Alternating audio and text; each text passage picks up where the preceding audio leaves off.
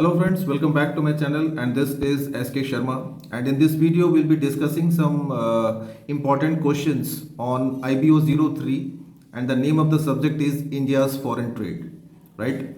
Uh, okay, and one request that apart from these suggestions or important questions that I'm sharing with you, you must have confidence on your self study and other materials or any reference book that you have, right? Don't just rely on my study materials, right? So let's start with the first question. What are the benefits and facilities provided by the government of India to promote exports? As we know, export plays a very important role in the growth and development of a country, and it basically helps to balance the BOP, that is balance of payment. So there are various schemes like this one. Import replenishment licenses can be given to the importers and exporters for easy import and export. Then we have import export passbook scheme. Then duty exemption scheme, by which a lot of custom duties and taxes are removed, and there are 100% export oriented units like EOU and SEZ, where a lot of facilities are provided to importers and exporters. So this is why I've यहाँ पे मैंने explain किया है this free trade zones. Then we have EPZ, that is economic processing zones, EOU, that is economic oriented units, and special economic zones. So these zones, these are special economic zones established in different parts of India, and lot of facilities are provided to exporters to promote trade. Then we have tax exemption. Okay, so then there is an exemption of sales tax. Then loans are given to the exporters to carry out export oriented products, and there is a liberalized exchange rate management system. Okay, so this is also one important scheme launched by the government of India to improve exports. Then we have EPCZ. This is the most important one, that is export promotion capital goods scheme. Capital goods refers to all machineries and raw materials which we import. So an exporter who intends to manufacture goods for exports, so they can take advantage of this scheme. Then the next is a short note on export promotion zones, that is EPZ, and the first EPZ was set up in Kandla, Gujarat, way back in 1965, right? And lot of facilities like electricity, power, water, transportation, communication facilities are provided by the government at a very concessional rates, and there are a lot of facilities. I have given a video on this previously. So EPZ was a very important scheme launched by the government of India, and the main object is to attract foreign investment, to promote exports, to promote employment opportunities, to use the latest technology.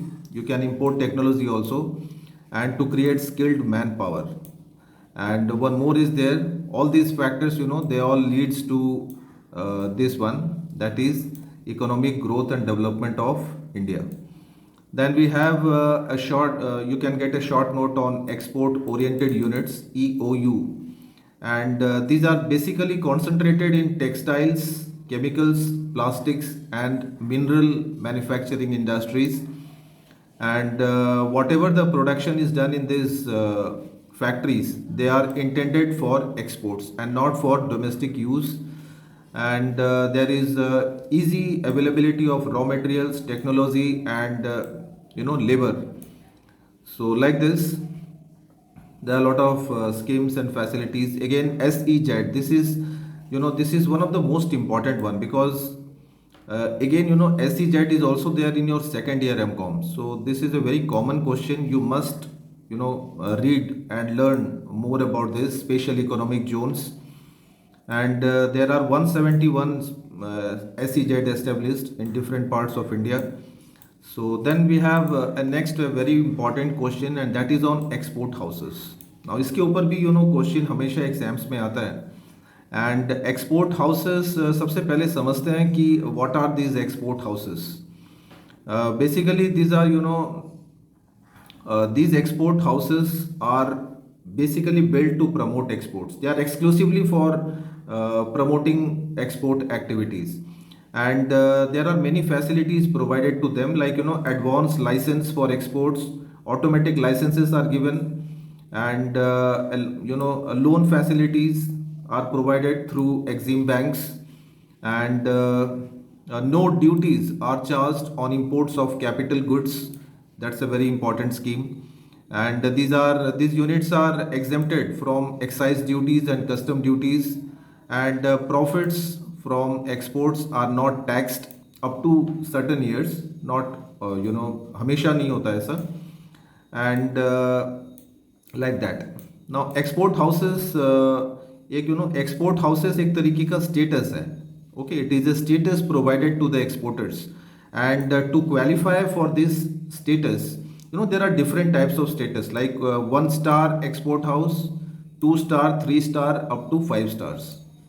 Okay, सो यहाँ पे mainly depend करता है कि कौन सा exporter कितना export करता है.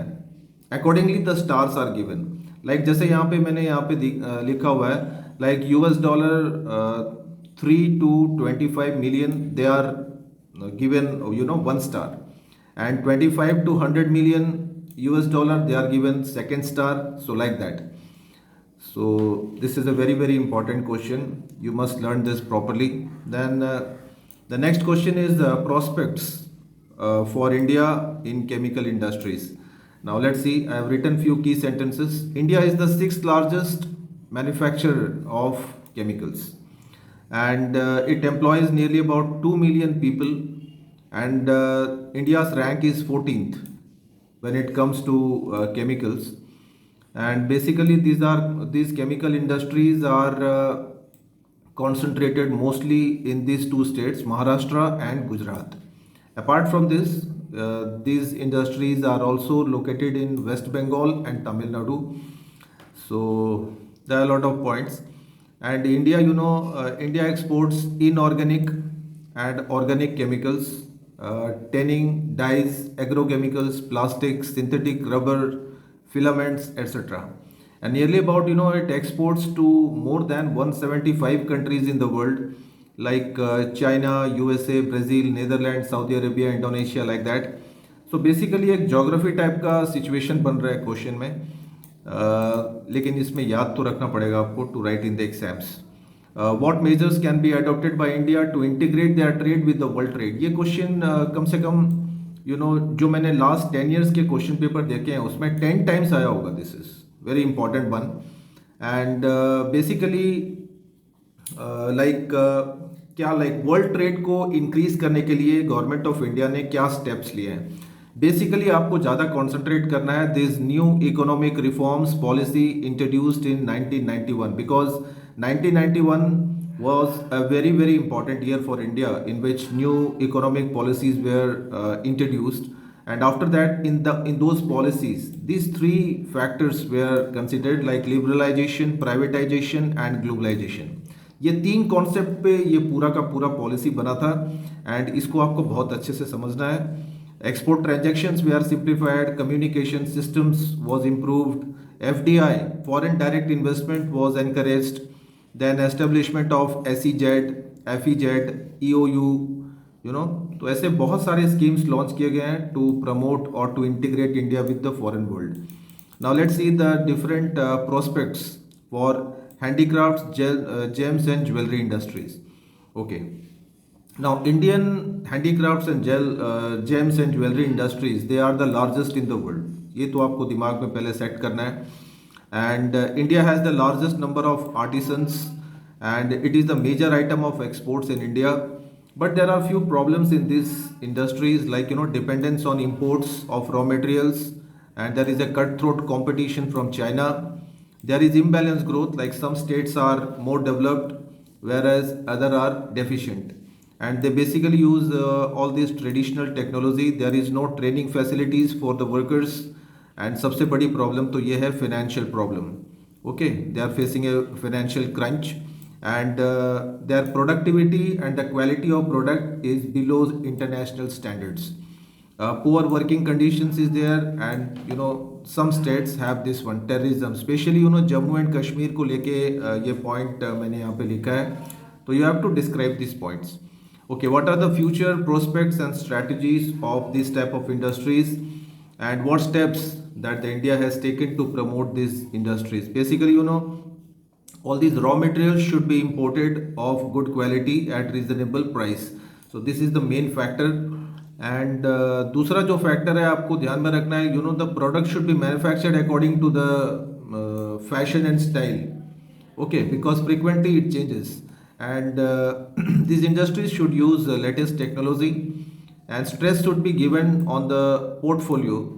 Yeah, variety of आपको product manufacturing करनी है according to the demands, and more institutes should be set up by the government for training purpose, and there should be continuous and regular trade fairs and exhibitions where these items can be highlighted for the consumers, and financial facilities. This is the most important thing which should be done for these industries.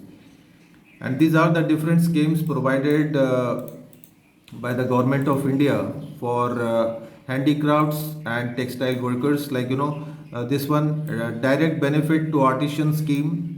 Then we have margin scheme, then comprehensive handicrafts cluster development scheme, CHCDS, and there are some other also, like amended technology upgradation fund. So this one is also important scheme of the government. Scheme for integrated textile park and power techs India. Basically it is for textile industries. तो ये आपको थोड़ी सी geography याद रखनी है. कुछ और भी स्कीम्स हैं, बहुत सारे स्कीम्स हैं, जैसे नेशनल हैंडलूम डेवलपमेंट प्रोग्राम. ये भी एक बहुत इम्पॉर्टेंट स्कीम है to encourage the production, productivity and exports. Then we have block level clusters, वो भी क्रिएट हो रहे हैं. देन ये वाली एक इम्पॉर्टेंट स्कीम है जो आपको याद रखनी है. दिस इज मुद्रा स्कीम, जहाँ पे लोन फैसिलिटीज दी जाती है on easy terms. Then the important documents required in international trade. Either you make import or export, all these documents are compulsory document. The first one is air way bill, then certificate of origin. That means मतलब the place of origin of the goods, कौन सी country में manufacturing हुआ है, that is called certificate of origin. Then bill of lading, ये मैंने बहुत बार video में explain किया है आप लोगों को. And we have combined transport documents, different transportation documents. Then draft and bills of exchange should be prepared. Insurance ये मस्ट है, इंश्योरेंस पॉलिसी की सर्टिफिकेट जमा करनी होती है. Then we have packing list and inspection certificate. तो these are the major documents and steps taken for import और export. इसको भी और हम लोग लेंथ में हम लोग लिख सकते हैं, जो आगे नेक्स्ट क्वेश्चंस में हम लोग पढ़ने वाले हैं. ओके, नेक्स्ट क्वेश्चन देखते हैं. What are the provisions of India's EXIM policy? EXIM means export import policy. Okay, so what steps have been taken by India? Making Indian product more competitive in the market. So ये सबसे बड़ा step है, provision है. Then encouraging the producers to use latest technology in the production, and encouraging the producers to manufacture good quality of goods and services. The government also provides market support like market research and survey, so that exporters can sell their goods without any fear. Then financial facilities are provided to the exporters. Shipping facilities are provided at concessional rates. Tariffs and duties have been बहुत सारा concessions दे रही है government for exports. And ये जो restrictions हैं on international trade, ये restrictions काफ़ी हद तक अभी रिमूव कर दिए गए हैं to encourage this thing. And ये तो हम लोग पढ़ चुके हैं, like FEZ, SEZ, and there are a lot of subsidies provided to the exporters from time to time. So like this, let's see the next question. Strategies to promote Indian textile and ready-made exports. Right, ये भी बहुत ही important production sector है India के लिए. And basically to provide infrastructure, what strategies, मतलब government ने क्या स्टेप्स लिए हैं. बेसिकली दिस प्रोडक्शन कैपेसिटीज़ पे ध्यान देना है, बिकॉज टेक्सटाइल्स और गारमेंट्स में इतना अच्छा प्रोडक्शन कैपेसिटीज़ है नहीं इंडिया के पास में. So more importance is given on that. Then to regulate the import and export of cotton, because cotton yarn India में तो है, बट को बहुत सारे ऐसे इंडियन एक्सपोर्टर्स हैं जो बाहर से मंगवा के फिर प्रोडक्शन करते हैं. And the next one is state apparel parks. ये बहुत सारे जगह पे हुआ है, like Bangalore, then we have in Kolkata also, Lucknow we have. Then more investments have been made to improve the infrastructure for textile development. Then production of all these sewing machines, that has also been improved. Then there are more designing studios established by the government to design the garments, and more specialized institutes for the training of the workers. The next question is measures taken by the government to promote agricultural exports. IBO 03 में friends geography बहुत सारा है, तो आपको थोड़ा सा learn करना ही पड़ेगा, बिकॉज याद रखना पड़ेगा आपको, बिकॉज इतना आसान नहीं है. जैसे एग्रीकल्चरल एक्सपोर्ट्स को इम्प्रूव करने के लिए क्या गवर्नमेंट ने स्टेप्स लिए हैं, तो इसकी प्रॉब्लम्स देखते हैं, तो प्रॉब्लम्स से हम लोग को समझ में आ जाएगा कि क्या मेजर्स ले सकते हैं या ले रहे हैं government of India. Like technological measures, that means technology advance tools implements are given to farmers. Land reforms, ये तो बहुत बार चेंजेस हुए हैं इंडिया में इसके ऊपर. देन इंस्टीट्यूशनल मेजर्स हैं, there are lot of organisations and institutions which are established by the India to help the farmers, like NABARD, rural banks, बहुत सारे हैं. Then there are support prices. Support prices, अगर production ज़्यादा हो जाती है, then the government buys at a standard price, so thereby the loss which is suffered by the farmers is decreased. Then the government also provide a lot of subsidies on agricultural products, and there are various rural employment programs for seasonal farmers basically, and exemption of duties. बहुत सारी duties है जिसको remove कर दिया है government ने farmers agricultural products पे.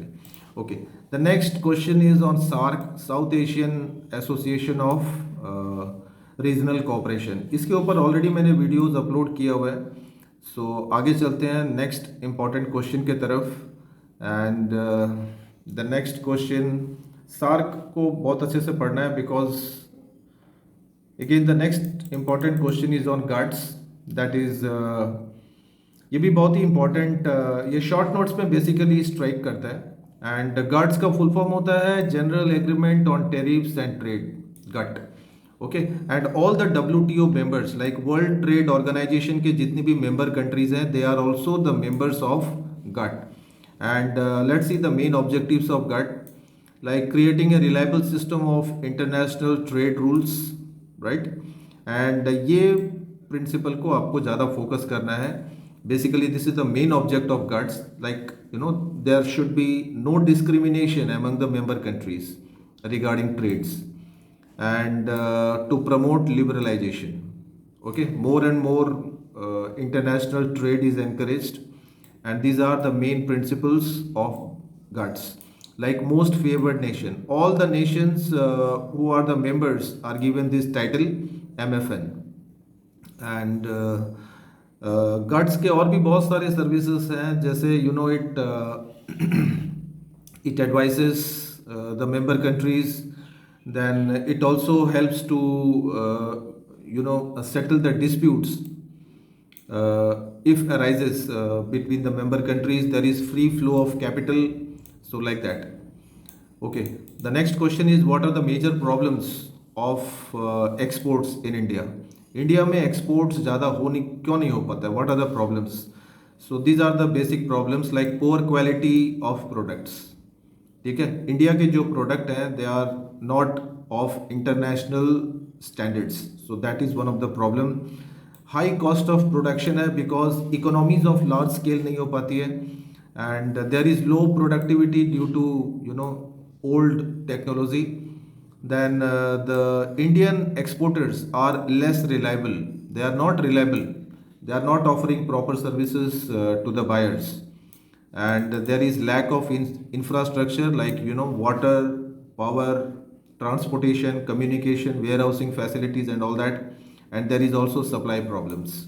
So these are the basic six important problems which restricts the Indian exports. Okay, next question is on India's competitive advantage and disadvantage in the export of services. बहुत ही important question है, बहुत बार exams में ये question आता है, तो आपको बिल्कुल भी इसको मिस नहीं करना है. And let's see the India के क्या एडवांटेज हैं, क्या कॉम्पिटिटिव एडवांटेजेस हैं. Now basically due to the huge population, India has the vast storage of skilled, semi-skilled, and unskilled labor, which is rare to find in other countries. So this is the most, important advantage that India has, and India is a huge market for a number of services which provides economic strength and learning capacity to a large number of service exporters. And India is also a tourist destination. So it attracts foreign tourists and foreign investors. And there are few disadvantages also. The mobility of labor is restricted due to visa problem. Visa policy India की थोड़ी सी complex है. And many service sectors, they use all capital intensive. Okay, so that is one of the problem. They are not using latest technology. And finance, ये भी एक बड़ी problem है. ये हमेशा से ही रही है इंडिया के लिए. And India has to face a lot of competition from South Korea and Taiwan. Okay, and Indian services are not good of quality. तो ये कुछ important problems हैं. Okay, आगे चलते हैं. Next, explain the salient features of the new industrial policy. Just now I was telling you about this, the new economic reform policy of 1991. And basically these were the four main pillars, like to build to grow or build industrial development, to correct the weaknesses of the industrial structure, to grow the industrial productivity and employment, and to attain international competitiveness. So these were the four main pillars. There are some salient features also, like abolition of industrial licensing. 6 industries को छोड़ के, like alcohol, cigarettes, then hazardous chemicals, electronic, aerospace, defense equipment, and drugs and pharmaceutical. So apart from these 6 industries, the licenses were abolished in this policy. Disinvestment, that means privatization, then liberalization and globalization. I was telling you about this. Disinvestment, basically इसको हम लोग privatization भी बोल सकते हैं. Like private public companies are given to the private individuals by disinvestment. Next question देखते हैं. Write a short note on Indo-Asian trade and economic relations. इसके ऊपर भी मैंने already एक वीडियो अपलोड किया हुआ है, so please watch that, and I will do share the link in the description box. Okay. The next question is on balance of payment, and what measures were taken to improve the situation of balance of payment. Very important one.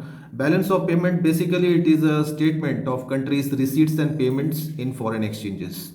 If the exports are more than imports, there is a favorable balance of payment, otherwise unfavorable balance of payment. And when the total value of exports is equal to total value of imports, it is called equilibrium balance of payment. And basically in balance of payment we prepare these two accounts, current account and capital account. Okay, current account generally of short term nature, and capital account prepared for a long term nature. You must know like what are the items that you should consider in current account and in capital account. Actually this question we have done so many times in class 11 and 12 also. So this is the difference between balance of trade and balance of payment. Okay, and these are the different factors responsible for unfavorable balance of payment. So you must read this very easy one, right? Now these are the major issues. The next question is, what are the major issues in the world trade? Okay, so let's see what are the international arena में क्या क्या issues अभी चल रहे हैं, major problem. First is economic warfare. ठीक है, there are a lot of countries which are rich countries and they try to dominate the developing and weak countries. So that creates an environment of economic warfare. And the second one is geopoliticization. And basically United States is dominating the whole world in terms of economy. So based on that you can write. Then state capitalism. United States was a strong nation in the last quarter of the century, but now the state capitalism is a modern form gripping many organizations, and due to this, lot of countries are being converted into capitalism, and there is a lack of leadership. कोई world का leader नहीं है अभी फिलहाल. All are in confusions. Then power distribution. Okay, there are few countries which are getting powerful enough, and that creates a situation of issue. Then there are weaker countries like India and all that. So there are frequent price fluctuations and like that. आगे चलते हैं. Next question, what are the important features of recent foreign investment policy of India? This question is also very very important one, and foreign investment is always encouraged in every policy framed by India, and these are the main important features of FDI. That is 100% FDI is allowed under the automatic route in all the activities and sector, and special economic zones, 100% FDI is permitted here, and in EOU again 100%. In FEZ also, in any industrial park 100% FDI can be imported. And software technology part, that also is very much encouraged in India. So you can highlight your answer on this.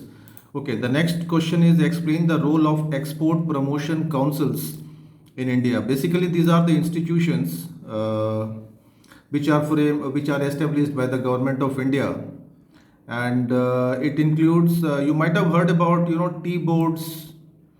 तो ऐसे बहुत सारे organisations हैं basically कोई specific product को लेके, like जैसे handloom की भी हैं. तो ये ऑर्गेनाइजेशंस बेसिकली देखते हैं क्या फंक्शंस परफॉर्म करते हैं.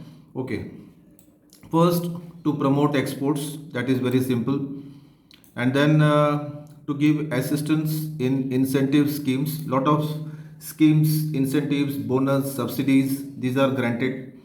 And expanding market, that means market research, survey, all these things are done by the government to help the exporters and to strengthen the relations between the the countries of importing or exporting countries. Then timely information is provided to the importers and exporters. So like this, there are a lot of functions. It also helps in assisting the policy in policy making, right? And it helps the exporters in a lot of other ways, like upgradation of technology or improvement in the quality of product or services. So like that.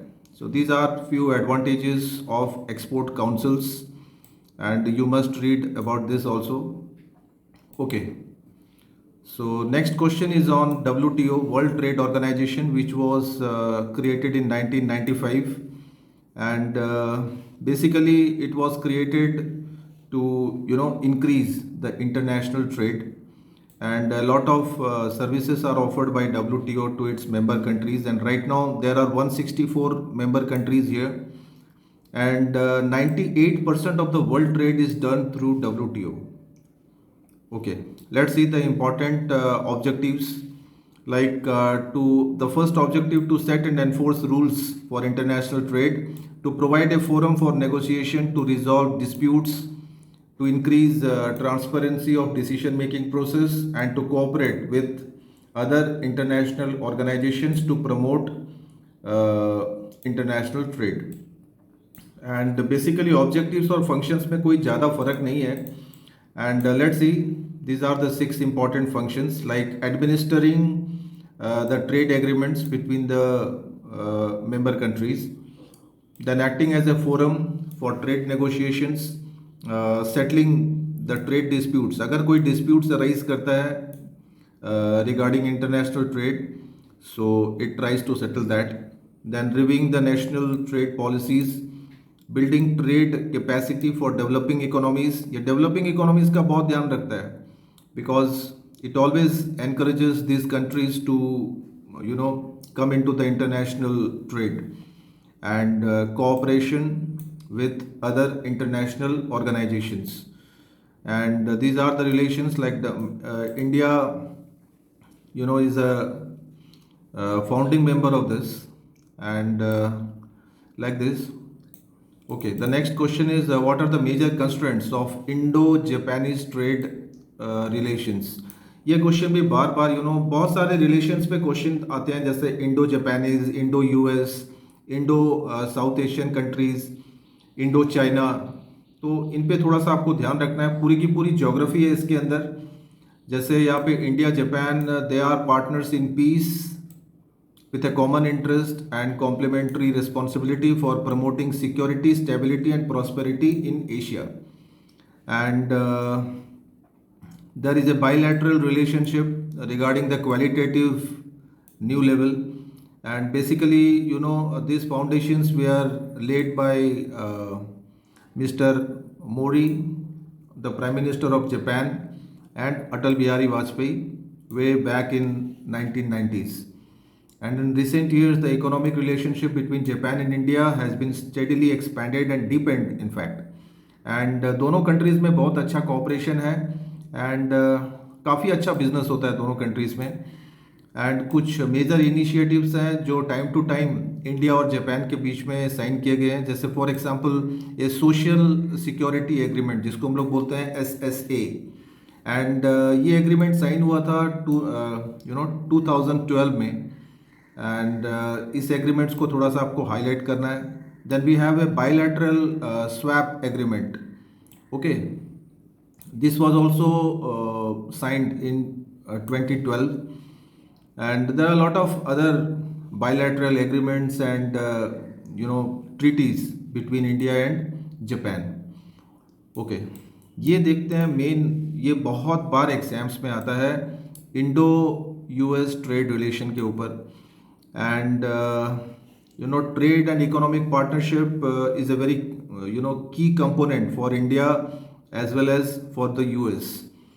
And इसमें देखते हैं आपको main जो important points हैं वो मैं आपको बता देता हूँ, like कुछ आगे हैं.